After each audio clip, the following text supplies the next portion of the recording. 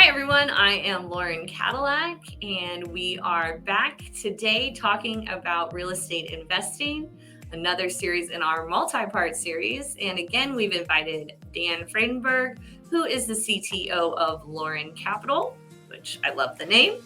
And Dan is a multifamily real estate investment expert. He has been throughout the series talking to us about really what multifamily is and how to get your foot in the door. So thank you, Dan, and welcome. Thank you. All right. And as always, before I get started, I'm sharing no legal advice, and nothing in this video will create an attorney-client relationship between myself or any of the viewers. This is just informational, things I've learned and things that Dan know about. So Dan mentioned somebody has to clean it up. And then he mentioned Hoarders, which happens to be one of my top 10 favorite television shows of all time. And I'll tell you why, Dan, and audience, I'm not a great person. It makes me feel better about myself. As a single mother, sometimes my house is kind of messy. And, it's like the dishes are in the sink, but I want to sleep. I've worked all day, whatever it may be. There's some boxes that line some of my rooms. It's not the greatest. When I'm feeling really down, if I turn on Hoarders, this is terrible, but I go, oh my God, at least I don't live in that mess. At least I don't have that mess. So as a huge fan of Hoarders, and so my son has accused me of being a food hoarder, just FYI, in case you were wondering. And he might be right. I definitely have a hard time throwing food away. I don't like waste is what it is. So, Dan, when you talk about somebody's got to clean it up and you're talking about hoarders, and we are in a real estate investment series, we know you're about to tell us something good. So what do you mean? Well, the first, I've got a real shocker, which is some people don't like to do anything that requires effort. I don't know if you've heard this before. It's not just the occasional person. There are a lot of people. Yeah. And so real estate there's no secret that there's a ton of money in real estate, especially commercial real estate. But of course, that means there's going to be a ton of competition.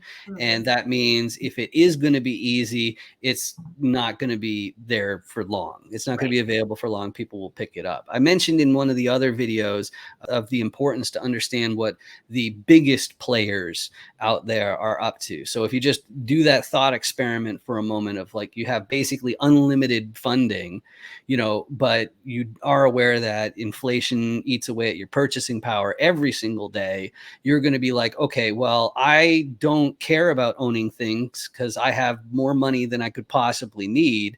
All I need to do is make sure that I keep its value. I keep its purchasing power. So what do? They buy very expensive assets that make money just because you own it. So they're more concerned of that cash flow than what's going on with their actual pile, because it's kind of like guilt-free money to spend. So what those types of people are going to be after predominantly is they're going to be after what's called a stabilized asset. In other words, it's already making money. Things are already good. Put in your cash and you can get a piece of it. That's the play that family offices and whatnot, the wealthier among us do. But if you decide to get into commercial real estate syndication, like operation, investment, and all that sort of stuff, in other words, if you are running the property, you're one of the owners who's actually actively taking care of it or managing the managers, what's going to be going on is you need to create a margin to work with. And those fantastically wealthy people, they could just go ahead and hire somebody. So if you try to play that game, it's not going to work out so well, which is where you just buy it for like a reasonable price and then hire somebody to take care of it. Well, the wealthy people could do that and they don't need you. That'll get you cut out of the deal. So as a result, they want to do a value add.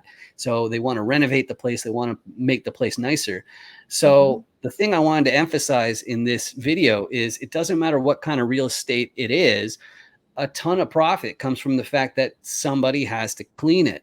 And so I think that's why you have a lot of people who have done very, very well in real estate. But then when it comes time to pass their business to their children, they're like, I don't want to be living in all those slummy places, like those hoarder units and all that kind of stuff. And so they end up selling it off to somebody else who's willing to do it. And then the legacy is gone within a generation or two, right? So that's a problem. And I think to make a ton of money in this, you have to have that shift of your mindset where you see a place that's beat up, but still, like the ceilings, all the lines are all nice and square, so it's going to stand there. It just needs to be cleaned up. You're like, oh goody, you just see the dollar signs, because all I have to do is put on some gloves and plug my nose.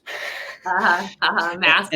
And there's going to be a really nice payday at the end of the road. So that's what people look for. They look for places where there's a lot of improvement that can be done, and somebody has to clean it. So it might as well be used so that you can retire sooner. Certainly. I mean, if the cleaning of it is what creates a greater profit, I'm assuming most of the folks watching this video are not the 0.01% that is so wealthy. They're just buying things that make them money, right? Like the majority of my viewers here are going to be normal people like me. And they're going to really, certainly if starting, you're going to need to put in the elbow grease. Elbow grease, is that what they call it? Elbow grease, yeah, that's right. You're going to have to do the cleaning. You're going to have to put in the elbow grease. And I think that's true everywhere, Dan. I mean, like if I hadn't have gone to 3 years of law school and put in the work, I wouldn't be having this conversation with you today. So the work is what makes it pay more. That's what you're telling us.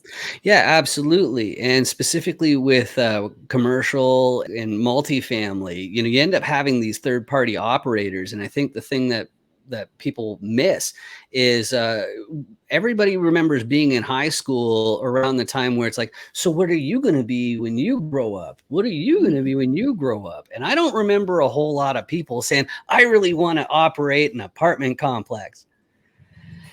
And yet you see these highly ambitious people around, their 40s or so, and then suddenly they are all about operating apartment complexes. And well, why is that? Well, you have to know your play. You have to know what's going on. And I think that that's the long and short of it. There's all sorts of opportunity, and real estate holds its value so well compared to other things, just because it's a necessity. So that's the play. Right. And I think to just touch on that point, real estate is a necessity. People are always going to rent. In a recession, people are going to need to rent. In a boom market, people still need to rent. So buying multifamily, nothing is guaranteed, right? I don't want to say anyone this is guaranteed. That's no such thing, right? But if you go in with a plan, you take Dan's advice that you've heard in this series, you learn what you're doing, you get the right group together, you really can't lose. Like, even if the economy crashes, people still need homes. And even if you end up switching currencies because the government's different, the entire federal government switches, they're still going to be leaning on the owners of these apartment complexes to generate tax revenue for them. So there's a certain stability like a political stability in owning apartment complexes.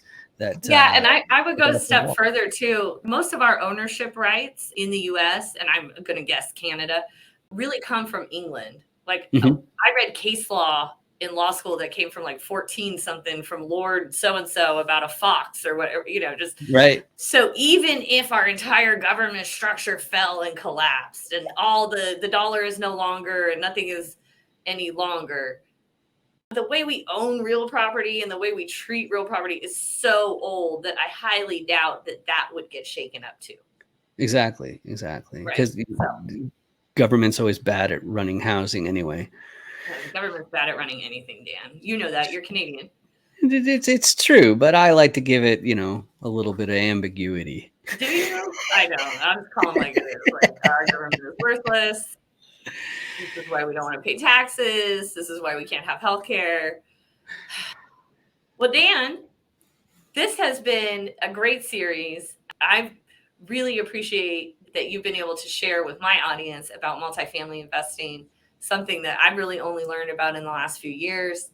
And it's something that I'm pretty passionate about. I think is a great way for like normal people like you and I to diversify our portfolio so we're not relying on the stock market completely. I'm not saying don't have a 401k, especially if your business, if you work somewhere and they match that, like your contribution, they match, do that. Okay, that's free money. But this helps diversify. And if that whole everything collapses, this is pretty secure, right? So Mhm. thank you for joining us. And I hope that folks have learned and hit like and subscribe and come back for more about real estate and real estate investing.